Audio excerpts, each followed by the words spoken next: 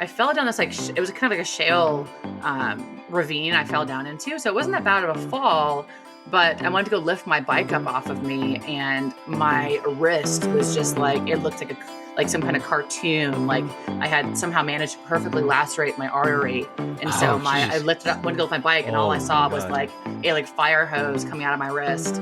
I screamed for Sam, and I thought she was getting attacked by a bear. Yeah, it's Alaska, so I was like, oh my gosh.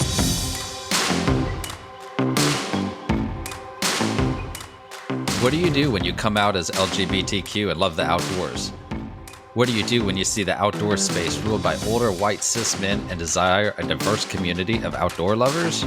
Accept it, change it, create it. I am Justine Yoder, and this is LGBT Outdoors. Hey, what's up, everyone? I am Justine Yoder, your host for LGBT Outdoors podcast, and thank you for tuning in and checking us out again.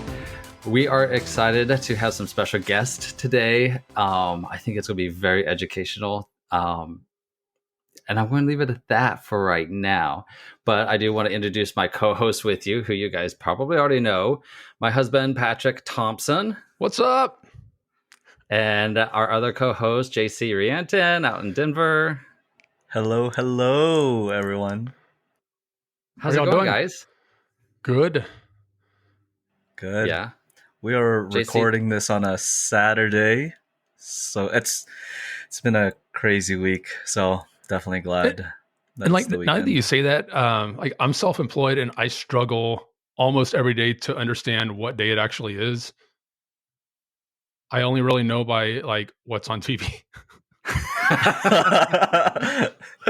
I guess that's one way of figuring it out, I guess. JC, did you get fresh snow? I think earlier this week, yes, for like a day. But out here in Denver, it's some days we get into like the 60s even in the winter, so a lot of that melts away like it never happened.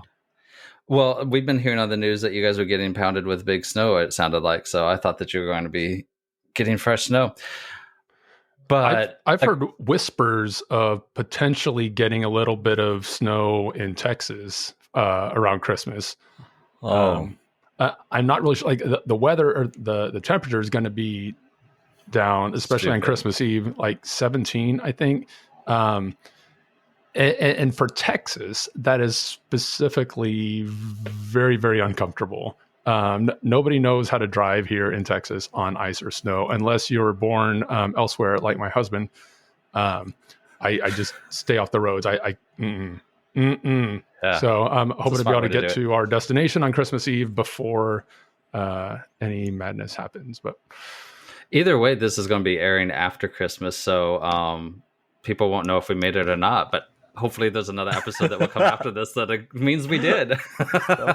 If the podcast has been posted, congratulate us. We have made it. Perfect. Great. Hey, let's get to our guests today, okay? Because I'm really excited about having them.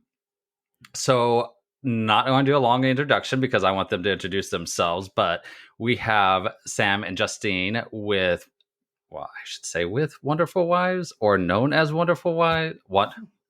I'm saying it wrong even. Wanderful Wives on Instagram. I have been a big fan of theirs for quite a while. When I first started LGBT Outdoors, we got connected, and just seeing their adventures, it's just like, this is what it's about. Like, let's get out there, let's make memories and travel the US, having these great adventures, which they're totally doing, as well as going on some personal journeys, which they're going to share with us as well. So, Justine and Sam, welcome to our podcast. Hey, thanks. It's great to be on. Thanks so much for having us. Absolutely. So let's do a little bit of an introduction for both of you first. Let's hear kind of a little bit about who you are, where you grew up, how you got involved with the outdoors, and then we'll kind of roll from there. Yeah, absolutely. So Justine here. I grew up outside of DC in Great Falls, Virginia. Not exactly like the mecca of the outdoors. However, I was, I guess, what you might know as like a troubled teen. And so I got sent away at 15 years old to a wilderness therapy program. And in that program, I really found my connection and my love for the outdoors. And that really, I guess, what built up my self-esteem and, introduced me to kind of the simplicity of the outdoors and survival as well. And so that was kind of my introduction to the outdoors, and went on to work in a wilderness survey program as well. And went through some other journeys in my life too, that just every single time I was at a point, like a crossroads, I always found my way back to the outdoors. And that was always a sense of grounding for me. And so when Sam and I met, that was like our biggest point of connection, was like, we want to spend as much time outdoors as possible. And we really connected on that. So that's a bit about me, Sam. Yeah. And I'm Sam.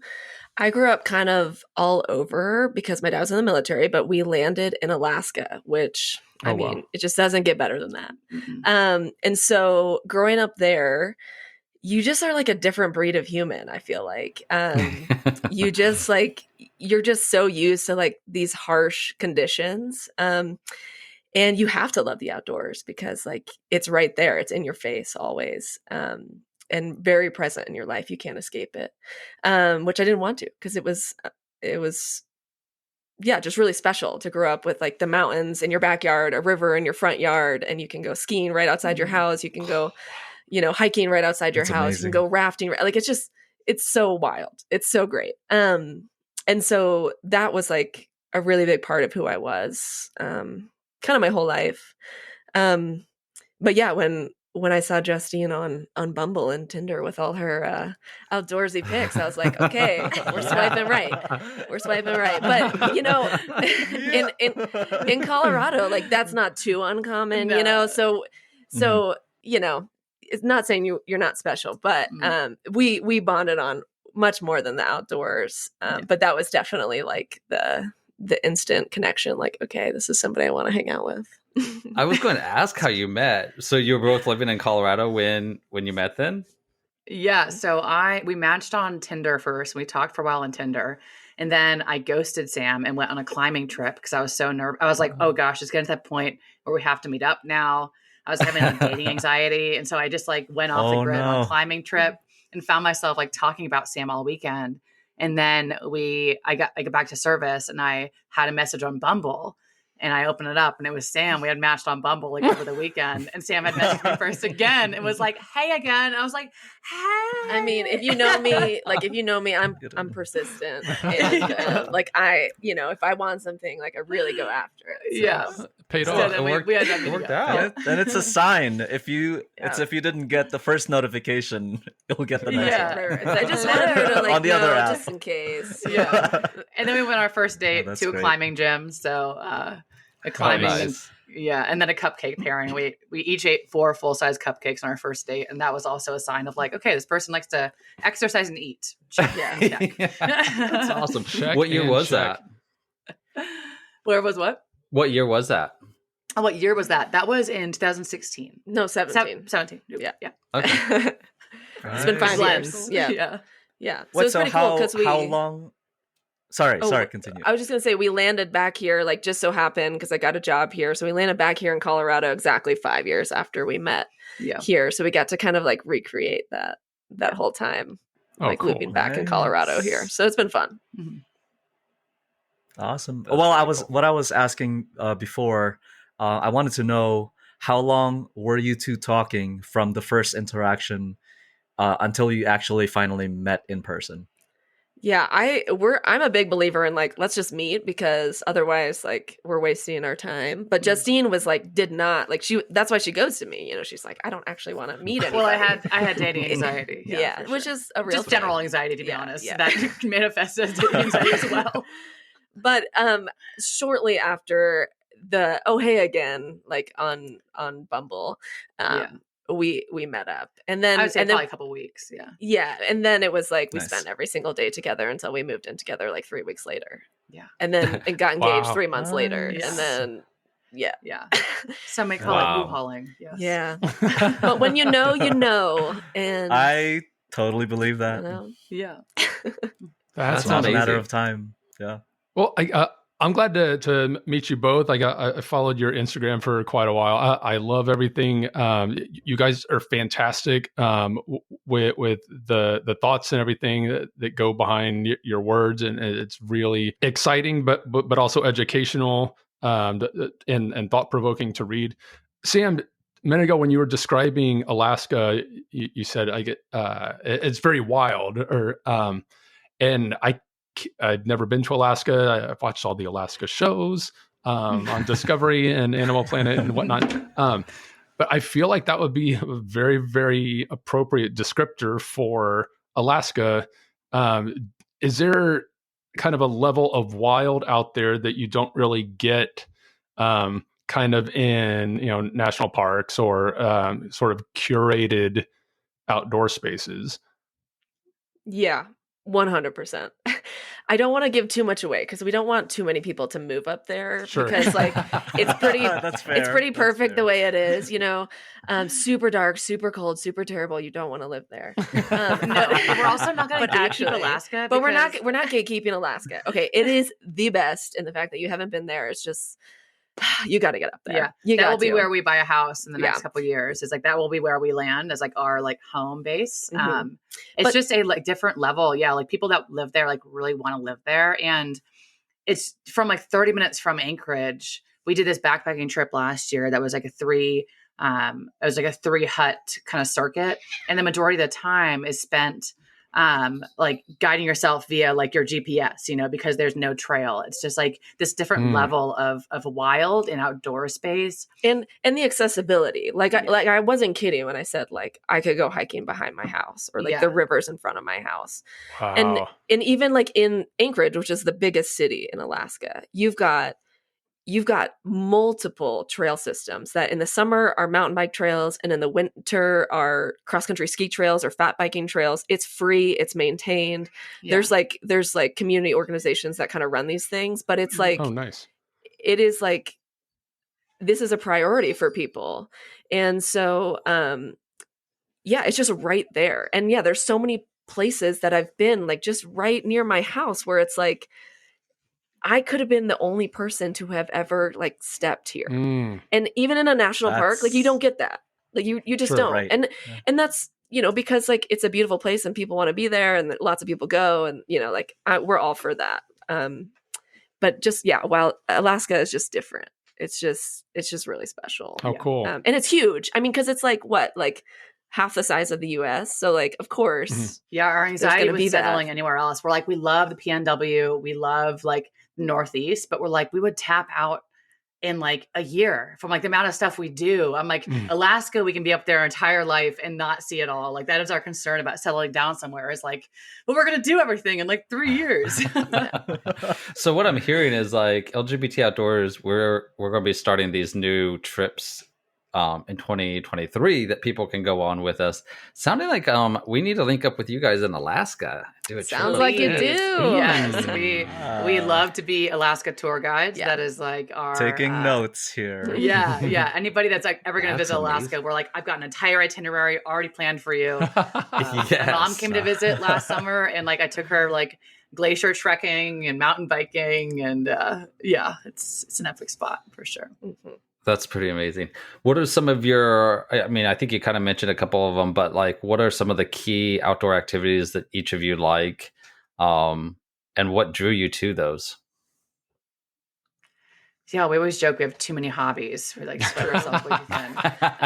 Sam, You're like, if it's I'm like a outdoors, hobbyist. Not a I'm bad good. problem to have, though. Yeah.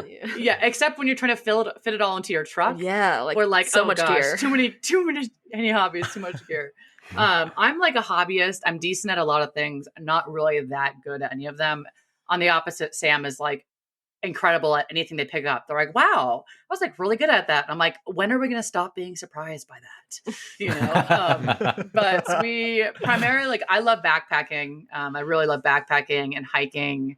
That is, and cross-country skiing is like my newfound love. I'm just like squealing like a little pig the entire time. I'm so happy. That is like my favorite. I'm kind of more into like the athleisure space these days. I feel like I'm kind of hitting retirement. But Sam, on the other hand, I think that testosterone has also an impact in it. Sam is just like really sending it these days. Yeah, I really love mountain biking. I actually got into mountain biking after I moved to Colorado for the first time, and like was just looking for like a new sport, and a lot of people did it here, and oh my gosh, it's so fun. Colorado's a great place to do it, but there's so many great places, and it's just like it's like skiing in the summer, because you like work really hard, like backcountry, I guess, to like you work really hard to get up, and then it's just like wee all the way down. So love that. Love mountain biking. I really like climbing too. Justine did catfish me on our first date because we went climbing, and I was like, sweet, like a climbing partner and a life partner, and now she doesn't climb anymore with me. Oh no. It's like fine, but I don't know. I feel like I'm constantly weighing risk versus reward on things too, and just climbing isn't it. Climbing is so safe indoors. Let's just say that for all the people that are listening. Do not be afraid of climbing indoors. I don't know. My friend on their first Tinder date got dropped from the top of a. Okay, we're not spreading this to the people. That is a rogue event. That is not normal. Okay, yeah, well, that's fair. Accidents and scary things can happen outside, and I think that keeps a lot of people from going outside, but it also brings educational factor to it as well, because you guys have had some close calls. Right? Good segue. We had I had like a really bad mountain biking accident a couple of years ago in Alaska. And the most unfortunate part about it was that I was like not actually doing anything cool. I was like getting off my bike, which is just like, I like to tell people like, I was just like sending it so hard that it just, I'm like, no, I actually got stuck on a rock going uphill, and I was like, fuck it. Wait. Oh no. Sure, go for it. Is that allowed? It's fine. It's allowed. Be you. You. I got off my bike, and I just like tumbled over the edge of this like this ledge, and I fell down this like it was kind of like a shale ravine I fell down into. So it wasn't that bad of a fall, but I wanted to go lift my bike up off of me, and my wrist was just like, it looked like some kind of cartoon. Like I had somehow managed to perfectly lacerate my artery. And so I lifted up, went to go lift my bike, and all I saw was like a like fire hose coming out of my wrist. I screamed for Sam, and I thought she was getting attacked by a bear. Yeah. It's Alaska, so I was like, oh my gosh. So I like run back to her, and I see this, and well, so I'm a nurse, so like I know, but I'm a pediatric, I'm a children's nurse, and not an emergency or like ICU nurse. So I was scared. Yeah. We just like screamed at each other. We screamed for like, we just screamed bloody murder at each other. It was like, just the two of you by yourselves. And we were screaming like to see it, because it was a beautiful Sunday morning. Like surely somebody's here, but nobody was around. And so I just like sat Justine down. I said, hold pressure, like hold this above your head, breathe really slowly. Like, like, can you hold it with your other hand? And then I was like, I'm just going to go bike for help, figuring somebody was like right there, but nobody was there. And I had to bike like miles, and just screaming at the top of my lungs, because I'm thinking she's going to have let go, and I'm going to come back, and she's going to be dead. Like she's going to have bled to death. And meanwhile, like, I was like sitting down with Sam had tied my dog to me. So the dog was like licking my face, and I was like holding my wrist, and I was like licking my dog's face back, thinking this was like our final moments together, which now in retrospect, I regret licking my dog's nose. But I'm sitting there next to the river, and I had like never been more at peace. I think it was this like really weird feeling. I think it was like I was getting lightheaded from blood leaving. I don't know, but it was like a very at peace feeling. And then I thought that I like shit my pants, and I was like, this is it. This is the final step before you die. Like goodbye, cruel world. Like I'm out. It ended up being just like a really warm fart in my bike shorts. So like wasn't dying. But I was like, this is it. Peace, but Sam came back and ended up like tying a tourniquet, and like I had a little bit of Coban, which is like when you get your blood drawn or you like whatever, like it's that stretchy kind of like tape that they like wrap around. Cool. And that happened to be like the only thing that I had in my first aid kit. And so now like make we a never, note if you're listening to this, Coban. We never go anywhere without it now. Because that like possibly saved her life, just because it's really tight. Where was your first aid kit? Well, it was in like my backpack. And so I should have, like, in the moment, like when I'm looking back on it, I should have done this first. And I know that. And I have a lot, I had anxiety about that. Like, I couldn't sleep thinking about, like, what if, I made this mistake. I didn't do first aid first before leaving her. Like, what if she died? I had a lot of anxiety and guilt about that. But like in the moment, it's just like really hard to, but that's why, we like prepare for these things, and you talk about it and you practice it and you come prepared. And so at the time, that's all we had. But now we travel everywhere. Every bag has a first aid kit, every suitcase. And we got like a Garmin InReach. Because we didn't have that at the time. But if we had that, I would have just been able to like send for emergency help and stay with her. But we ended up having to hike like 3 miles out to the trailhead because somebody had called like the ambulance. But we were out in the middle of nowhere in Alaska, and so we had to hike 3 miles out. And as soon as we started hiking, a moose jumps into the trail. Like, I'm not even kidding. It's like the most Alaskan thing. And you're not supposed to scream at moose, but I was Sam was just like losing. I put off. Justine like down into like the thick trees because like they can't get in there because of their antlers, and I was just like screaming at this moose, and it ran the other way. It was like okay. It knew. Like, don't mess with this person right now. I actually didn't know that. Why you're not supposed to? They're really aggressive. They can be really aggressive. They're super aggressive. Yeah, I'm actually more scared of moose than I am bears after being in Alaska because they're just like they can be super aggressive. Mm-hmm. So that moose was like, quiet. I have no idea what's going on with that human right now, but I'm getting away from it. They seem a lot cuckoo. They look like they're having a rough day. So I'm going to move along. Yeah. So then you got the moose out of the way. Yeah. So then we hiked out, and we met the paramedics met us like a mile in with like the like off-roading gurney type thing. And they're like, if you can keep walking, like let's keep walking. And so we did, and we got out. And then we got to the ambulance, and I swear, probably the only gay paramedic in Alaska happened to be my paramedic. Shout out. Which was amazing. And he was like, you seem really calm. We're not sure it's an artery. Let's go ahead and unwrap it and see. And if it's not an artery, then you can drive yourself to the hospital. Well, obviously Sam would drive me, and we can save you this ambulance ride, which is going to be like an hour and a half ambulance ride, which is obviously costly. And so he starts to unwrap it, and it immediately is just like a murder scene, like in the ambulance. He's like, scoop, nope, that's an artery.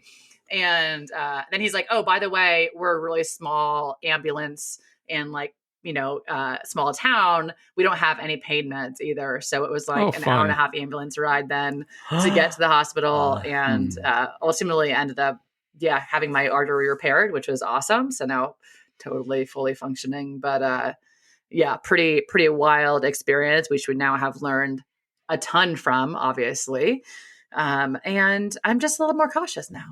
You didn't ever get close to like passing out just seeing that much blood from yourself? Like, I'm okay with seeing blood from other people, but when it's my own, that's when I have an issue with it.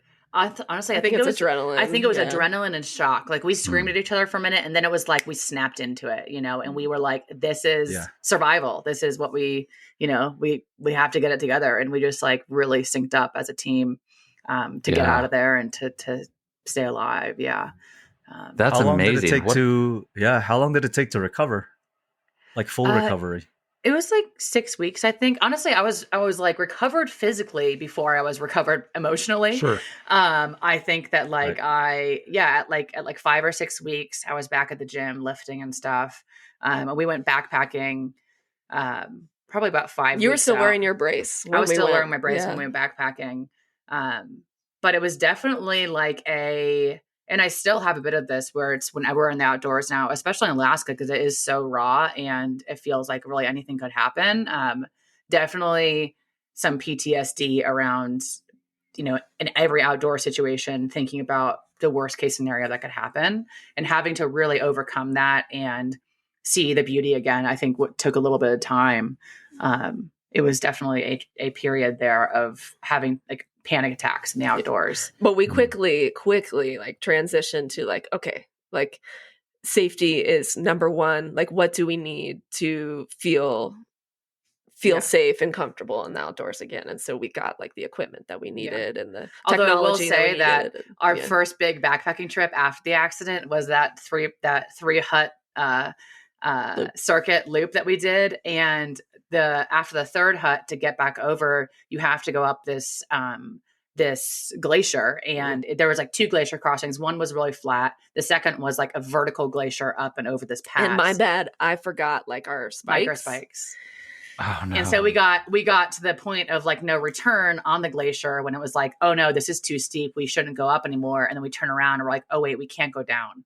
So each of us had one hiking pole. I'm having like a panic attack thinking I'm going to die. It was like, that was so definitely another situation where it was like, woo. And then we were like, we have our Garmin InReach, but if I fall in this glacier, like through like a snow bridge, like there's not gonna be service. It's like a whole thing. So that was also a bit of a trauma moment as well. Yeah. But learning from your close calls is key. And then you adjust for next time. And the outdoors is fun, everybody. So get outside. Yes. No, it's all about being prepared. And check your list twice, like Santa said, or something. Those things really do stay on you, and it's something you just kind of end up being really mindful of in the future. So I think, like, I wouldn't say it's a benefit, but kind of on the plus side, it's just you're like more hyper aware of like your surroundings and making sure you're being very careful. So yeah, definitely. Absolutely. Yeah. We do our national event, LGBT Outdoor Fest. 2 of them, we had somebody come in to teach wilderness first aid, and it was so good. It was nothing that was like certified or anything like that, but it gave people the basic information. It was really interesting because the one we did in Colorado, Devin, who taught that, he said like the most important thing that he would recommend somebody taking, if I remember this right, was a tourniquet. I was like, who's going to really need a tourniquet, you know? And then like I'm hearing your story and I'm like, oh, you can just fall over on a bicycle and need a tourniquet because you got an artery spewing blood everywhere. Yeah, exactly. But like you were saying and JC was saying, like the most important thing is just like don't let that stuff scare you, but just be prepared and have basic first aid training if you can. But how does this work out? Like where and I'm sure it kind of dissipates as time goes on, but when the outdoor space is your challenge, and the potential dangers it can bring about that anxiety and such, but the outdoors is also a place that can bring calm and tranquility. How do you balance that out, or does it kind of balance itself out? Yeah, I think it kind of balances itself out. I think that it is hard because it is the place of like where I feel most grounded and most at peace. But it's also like, I think if anything, it taught me just how vast and powerful the outdoors is, and which goes both ways. Yeah, and gave me such a respect. I think I just like really came out away with it with like a deeper connection and a deeper respect to the outdoors, and just being prepared. I think that it's definitely like different adventures trigger different things, depending on how risky it is or how exposed things are. Right. Some are more peaceful while some are more challenging. But I think that it's really that feeling after an adventure where it's like, I did that, I really did that. And nothing in my life gives me that kind of feeling like the outdoors does. And so while I've had experiences that have made the outdoors also potentially a very scary place, it's also just made me love it and respect it even more, Yeah. And I feel like Justine was saying in her about intro, like that's where she found healing, growing up as a teenager. And for me, I grew up with a chronic illness and I had all these surgeries where I couldn't even walk up a flight of stairs afterwards. And I went from that to like hiking them out in my backyard. Wow. And, that's where like for my physical ailments, I guess, that's where I found healing. And I think there's something about nature and how it's just like the continuity of it. Like it's persisted through so much, through everything us darn humans throw at it. It continues and it evolves and it adapts. And so there's something just about being in that space where you're like, I can too. Mm-hmm. And so whatever it is that you're going outside with, I just feel like you grow and you like get stronger and better. Yeah. That was so well said. Yeah. One of the big things that we tell people is that the outdoors has so much to offer beyond just the great views, but what it can do for you mentally and on your health. And, it can be fun to go out to a bar or club on a Friday or Saturday night, but like the benefits that getting out in nature can provide, especially when you're with someone or a group of people that have a like interest. And I mean, it's just so therapeutic. Yeah, absolutely. Mm-hmm.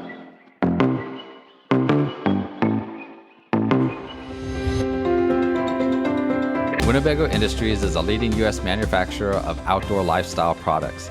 Their goal is to help their customer from glamping enthusiasts to off-road explorers embrace the outdoors through one of their recreational vehicles, powerboats, or pontoons. Winnebago Industries is proud to partner with leading industry and outdoor-oriented organizations such as us, LGBT Outdoors, who share in their desire to enable extraordinary mobile experiences for everyone. Together, we can all be great outdoors.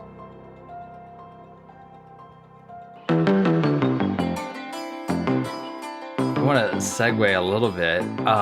Your Instagram is incredible, first of all. Oh, thank you. Like, always making us jealous. But can we talk about some of your adventures a little bit just from a social media standpoint? Because everybody's wanting to capture the adventure, Can you share like maybe some tips on how you guys go about capturing your adventures and the importance of like sharing the story behind it and why you feel it's so important to share your adventures on social media? Yeah, I think that one of the biggest things is accessibility, right? Is I think especially having, empowering people to get outside and seeing that like you can start anywhere, right? I think it's a huge piece of having that visibility and having queer people and having, that we don't need any like cis man to be showing us how to do things in the outdoors. I mean, no offense to you guys. No, but we totally agree with that. But showing that like, you can be like, you can get outdoors and really empowering people to do that. I think that there is a balance when it comes to capturing it for social media. And because it is where we find our joy, like having to feel like we give a little bit of that up when we are capturing it and spending time, thinking about content or thinking to get the shot, things like that.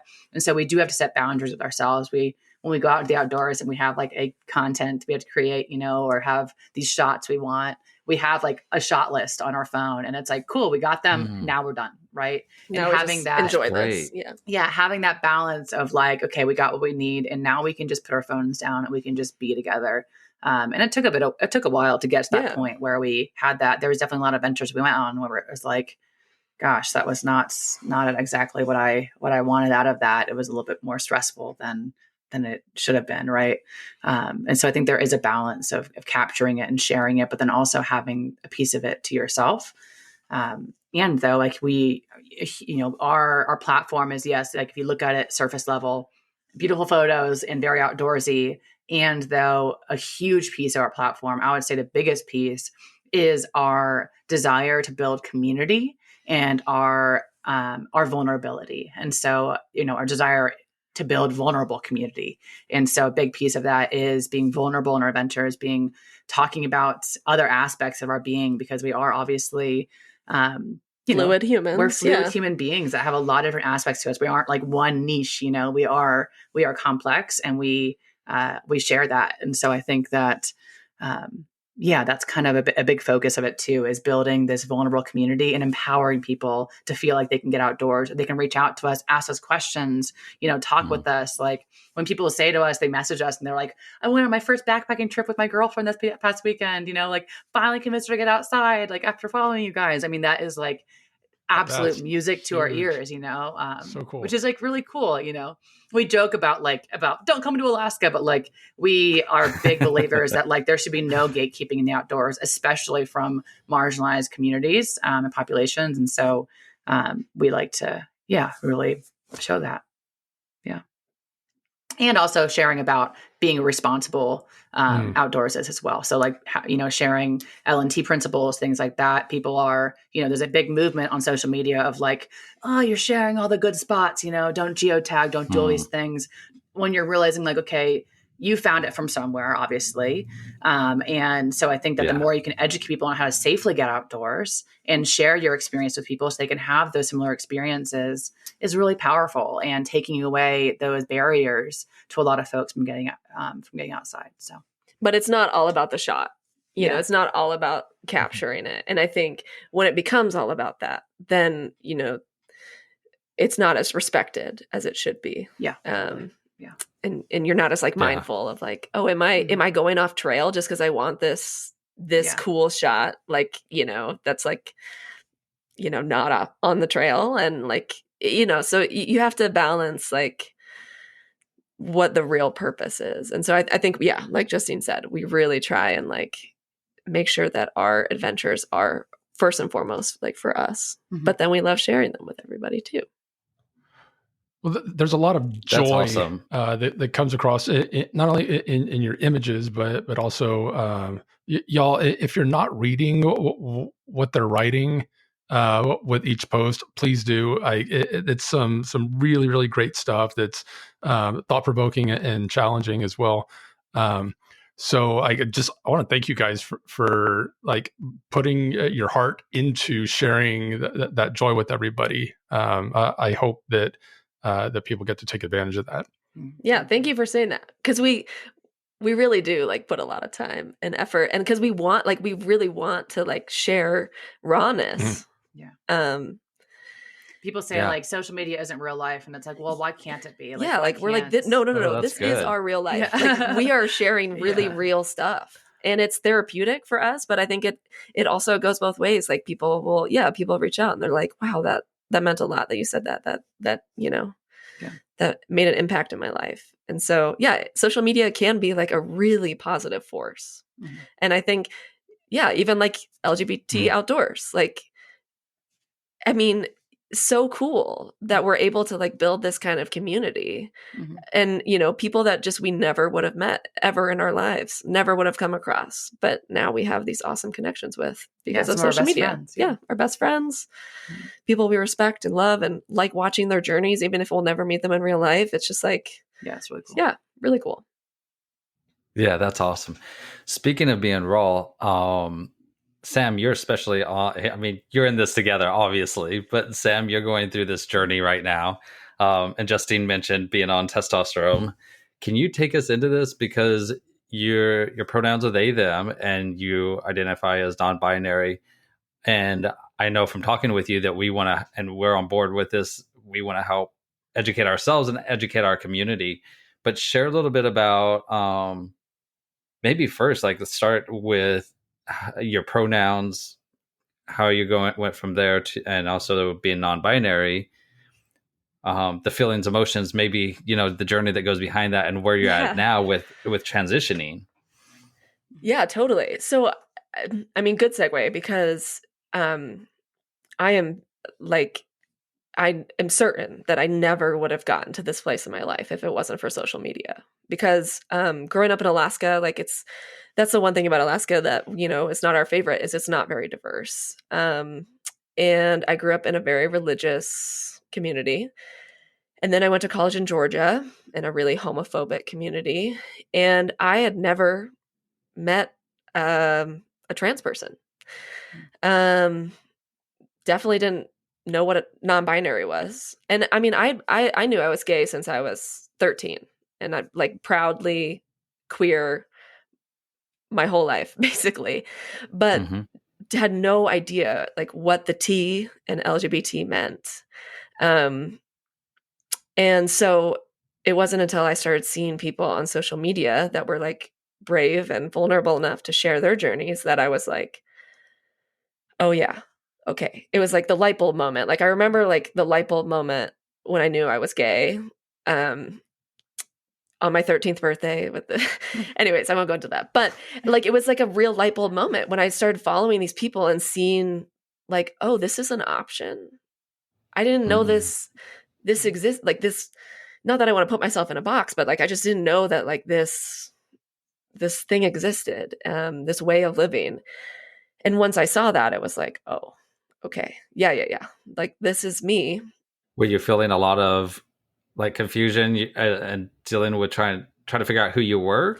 I mean, my whole life. So my mom raised me to just like be whoever you want to be, you know, and I cut my hair off when I was little. I wore boys' clothes all growing up. I like more of like a masculine presenting person my whole life. But I just didn't know that like, oh, it is possible to just, you can make changes to your body and the way that you talk about and the way that other people talk about who you are that more align with the way that you feel. I just didn't even know that was an option. Like being on testosterone, getting top surgery, using like being referred to as anything but she. Like I just didn't know that was an option because of the way that I grew up and just like the way that in general our system works. And so once I started seeing all this, it was like I wasn't confused. I mean, I just like instantly just like I saw it and it made sense. And it just like, I just came to Justine crying and I was like, I think this is me. And she reacted perfectly and was like, I'm not surprised. And I think part of this that I think is, you know, people don't often talk about the partners as much, but it's like a huge piece of it. And it's not like always super easy, but prior to me coming out as non-binary and trans, Justine had said, I think I'm pansexual. And this was like, I think we both, like, this was what, 2 years ago or something, when more education was being done and on social media again. Because you didn't know what pansexual was before that. No, not until I saw someone talking about it. And I was like, oh, wait,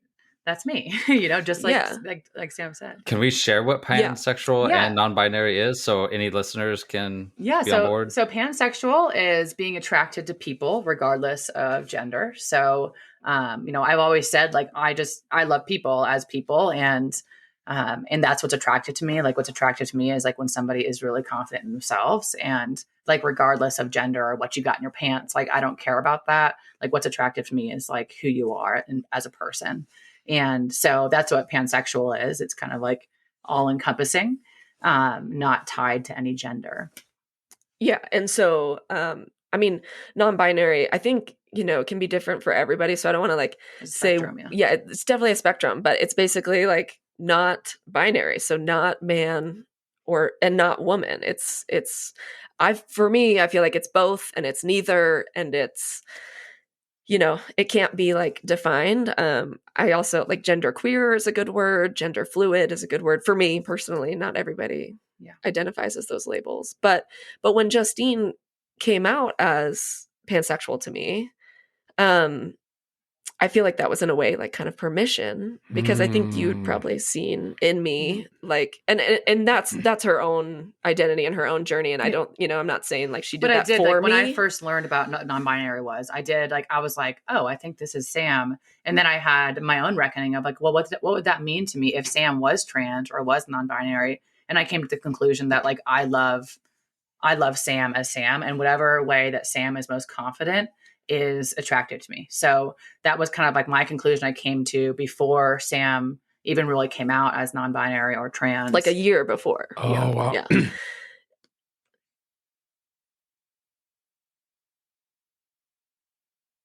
It's an interesting dynamic where like it's not so much like a change, but it's just kind of an unveiling, sort of an evolution. But both of you together in a relationship as time goes on. Yeah. And I was going to ask kind of how, you know, what Justine's reaction was, but it sounds like she already had her answer before you even approached her, which is that's beautiful. I mean, I think that's that is a sign of love, like right there. So kudos to both of you. That's neat. Yeah, no, I'm super grateful for that, because it's not always so easy for and so straightforward and simple for people that are transitioning after already being in a relationship for a while. But I think communication is key, and there's still lots of things that we talk about regarding this. I mean, and everything else. It's like but people grow and evolve and change throughout their lives, and so I think that's a big thing that I've taken in from, because we didn't know anything about the trans community. Oh, nothing. Not until this, just like we didn't know anything about what it was like to be a gay man until one of our gay friends came and visit us and educated us. And we were like, wow, that is drastically different than my experience in this community. And realizing wow, just because we're part of this queer LGBTQIA community doesn't mean that we understand the other people's experience. And that was very much the case too with the trans experience and really learning how to educate ourselves for sure. Yeah. So there's been a lot of learning for us both. And I think it's just how in relationships people grow and evolve throughout their whole journeys, and people do. And so I think that's what I've learned is so we were told that gender is fixed and that's that. But then realizing, you know what, and same with sexuality. You come out once as lesbian and then you could never, you can't change it, or else you're just being, flip-flopping or no, we're just people evolve, and everything in life is fluid. Nothing is fixed. And so just kind of embracing that has been so liberating, so liberating. And I think people that have grown up in whatever kind of community it is, for me, it was a very religious community. You're told that life is supposed to be done one way, and then you break out of that box and you're like, whoa, there is so much joy to be found if we just are brave enough to take that first step, to just step out of, in my case, the binary. Yeah. I feel like we almost need to do a 2-part with you. I know, are we and have you back. Yeah. No, we aren't at all. But it's just so good. You guys are nailing so many things right on the head. One aspect of this that I love that you're saying is how Sam, you're mentioning Justine and whoever's partner they're with while going through this, because I'm thinking of one of our ambassadors who, they were straight and married for years and had kids and everything when he not decided, but really realized, oh, I'm transgender. Mm-hmm. And for him to go to his wife and be able to say that would be so beyond terrifying, especially, having kids and married and all this stuff going on. But she accepted him as her and loved her unconditionally, and was like, no, you're my person. We're good. We're going to work through this. And they're still together. I forget how long they've been together now, but I feel like it's been 15 years or so. That's beautiful. And it's so amazing to see people that can be in a relationship and still feel the freedom to be able to, like you said, evolve and really step into who they are and be able to do that in a relationship. So I think that that's an amazing aspect of it. And the other side of it that I wanted to bring up too was just the educational aspect of it, which you and I, both of us have been talking about this for quite a while in coming into this podcast, that we want to educate people, because I think that our community sometimes feels like, because I'm part of the LGBTQIA plus, that I need to know it all. And because I don't know it all, I'm afraid to ask then. But with you two showing how open you are and allowing people to have the freedom to ask those questions, I think that is a beautiful thing, and lets our community know, hey, we might not know each other's letter, if you will, as well as we should, But like, I know if somebody doesn't know what it's like to be a gay man, I want them to have the freedom to ask me any questions. And, you know, I think both of those are very beautiful things and are going to bring a lot of education and knowledge to our community. Yeah. JC, Patrick, what are you thinking about all this? It's a lot to take in. It's so good, right? Yeah, I mean, Sam and Justine, I think that's what makes your story so special is the fact that you both are on you like as individuals, like you have your own separate journey, and then going through that evolution, it fits, like it fits, and how because growing up and trying making relationships work. I have Brian's my husband, and yeah, like what you guys said, like communication is key, and really being understanding that as people, we're all growing, like day by day. We're all trying to find who we are as a person, and and to walk on that journey together, understand each other, and those are very life-changing things that are happening. To see that after all of those things, the relationship is intact and getting stronger, and it really, things like that really do like make or break a relationship. And when it makes it, that's just like something so special. So I love that. Yeah, absolutely. Kind of being under the rainbow the rainbow umbrella. Rainbow.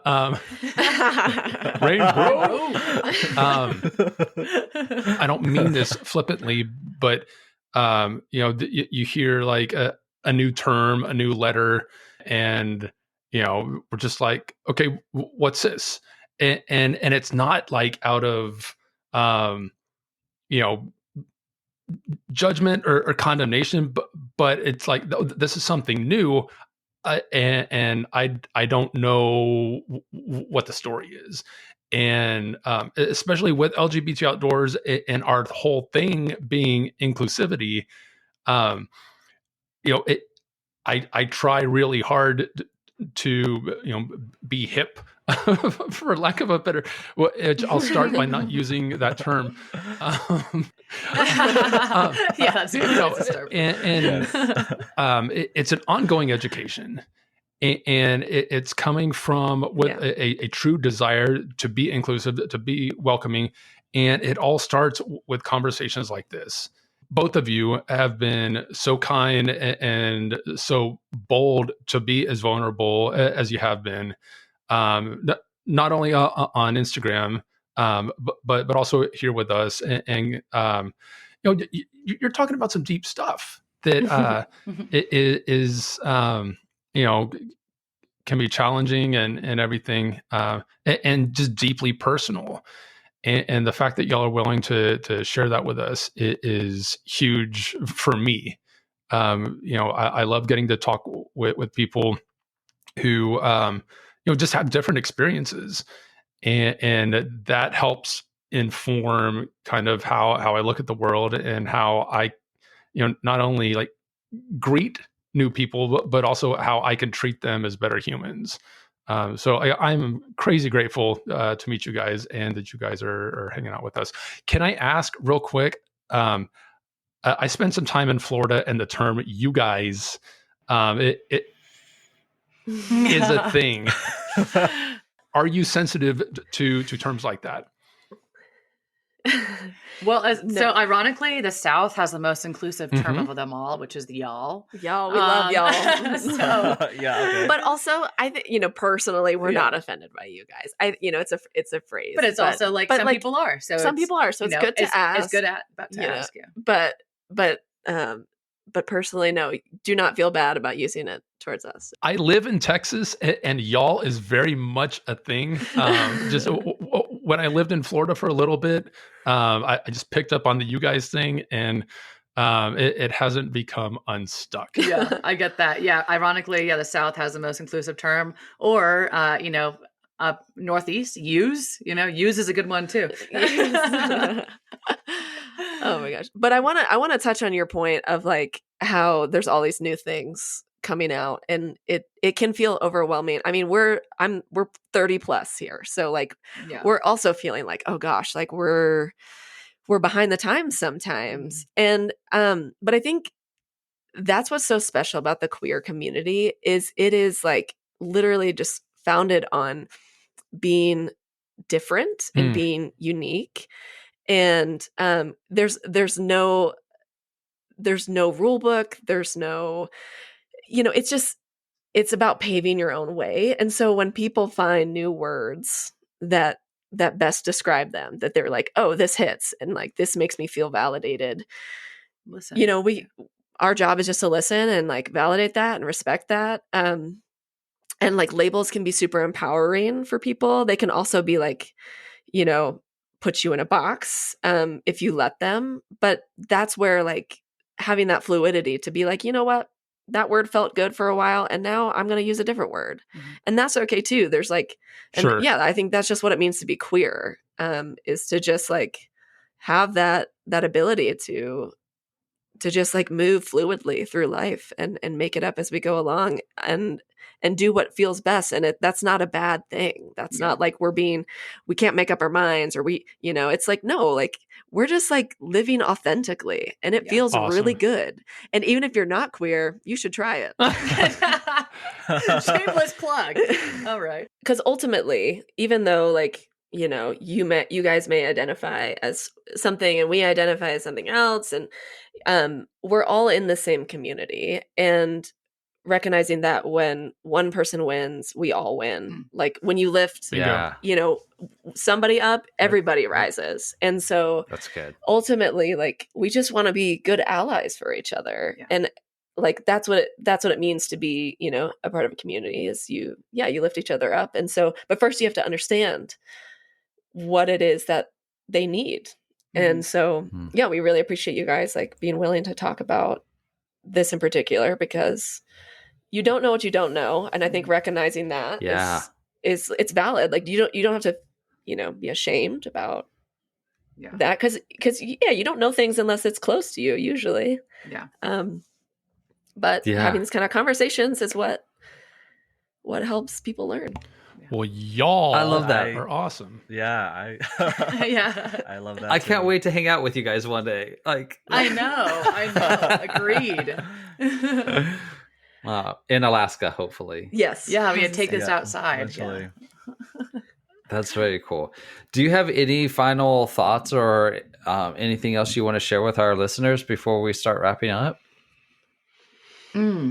Gosh, I think getting outdoors, getting outdoors and asking questions are our biggest two things to take away. And we want people to know that like, if you are scared to get outdoors, if you're scared to come out, if you're scared or nervous in any way, to reach out to people, to like, don't be afraid to message somebody and ask somebody questions, or form a connection, put yourself out there. I think is, one of the biggest things that we try and lead with is vulnerability. And so, in all aspects of, outdoors and identity and mental health and the experiences, all that kind of stuff, we really believe that the secret sauce is vulnerability.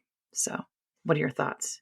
No, I think that's great. I think like the earth, just like, the rings of a tree, or the ripples in the water, like you make one person spark something in somebody else, and then they spark it in somebody else. And these conversations that we have, like that is a ripple. And so, for all things, like Justine said, the outdoors and talking about identity and all of that, like just having those conversations and letting people into yourself, and letting somebody open themselves up to you can be really powerful. Yeah. And get a first aid kit. Can I also say to our any allies that are listening, like I want our allies to be able to feel also welcome to ask questions, because we were talking with someone not long ago, and a little bit older gentleman, and he was just like, well, yeah, but don't take it out on me if I don't understand or don't know what somebody's pronouns are or something, And I'm like, right. We definitely don't want to do that. And so I want to encourage our community to have grace on those that aren't a part of the community, as well within the community, obviously. But I think helping to educate those around us, our family, friends who are straight allies is as beneficial as helping our community as well. Because that just keeps translating out, just like you said, the ripples of the water, and making a difference. So I really appreciate that. Patrick, JC, you have anything else you want to add or ask before we wrap up? If we haven't made it clear already, their Instagram is at Wanderful Wives, WANDERFUL Wives. But check it out, subscribe. It's fantastic, and it should be required viewing for every human. As for what I want to say, I love this. I think what you both mentioned about vulnerability and really showing that on social media, I think is needed more, because at the end of the day, there are people behind those social media accounts to be able to share those stories. And Sam, I want you to know just how you were talking about how you didn't know that trans people exist, and that only happened through social media. The things that you and Justine, both of you, are doing, that is helping someone else who is in the early part of their journey. So yeah, it is a way of paying it forward. So I love what you both are doing. Keep doing what you're doing. Vulnerability, yes, like I'm all for it, all about it. Being able to show people on social media that it's not all pretty pictures. We are all going through things, the good and the bad, and it's okay. It's okay to share those stories. Yeah, Thank you, and you're guys. not alone. Yeah, absolutely. Yep, so good. Sam and Justine, I just want to thank you both so much for being so open and vulnerable and just cool. I mean, we've had such a good time talking with you, and I think that it's been very beneficial and educational to not only us but our community and everybody that listens. So be sure, like Patrick said, go out and give them a follow on their Instagram. You won't be disappointed at all. So thank you for being here with us. Yeah, thank you so much for having us. Thank you, everyone, for listening. And until next time, get out there.